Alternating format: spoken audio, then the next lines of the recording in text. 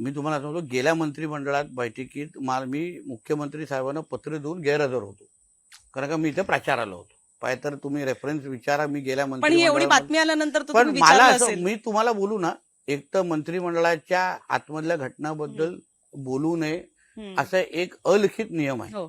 आणि तो आम्ही सगळ्यांना पाळायलाच पाहिजे. आणि आम्ही तर नवीन मंत्री आहोत, आम्हाला जसं तुम्ही आमच्या बॉसनी काय पहिल्या दिवशी ओरिएंटेशन मध्ये आम्हाला शिकवलं, देवेंद्र फडणवीस नावाच्या बॉसनी, त्यांनी काय हे नियम लिहून दिलेले आहेत की मंत्रिमंडळाच्या घटनाबद्दल बिलकुल बाहेर बोलायचं नाही, मीडियाच्या मित्रांना बोलायचं नाही. मग हे कोणी बाहेर हे काढलं? स्पष्ट. आता ते तुमचे सोर्सेस आता एवढे स्ट्रॉंग आहेत, त्याच्यावर आम्ही कसा आक्षेप घेऊ शकतो, ते काय कशी माहिती देऊ शकतो.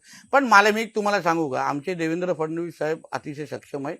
हा पूर्ण विषय अतिशय योग्य पद्धतीने ते हाताळतील. शेवटी राज्याचा विकास करण्यासाठी महायुती म्हणून आम्ही एकत्र आलेलो आहे. थोडे 3 पक्ष एकत्र असल्यामुळे थोडे इकडे तिकडे अनबन होतेच, पण ते शेवटी फडणवीस साहेब निश्चित पद्धतीने सगळ्या जणांना एकत्र करतील आणि राज्याला विकासाच्या मार्गावर घेऊन जातील.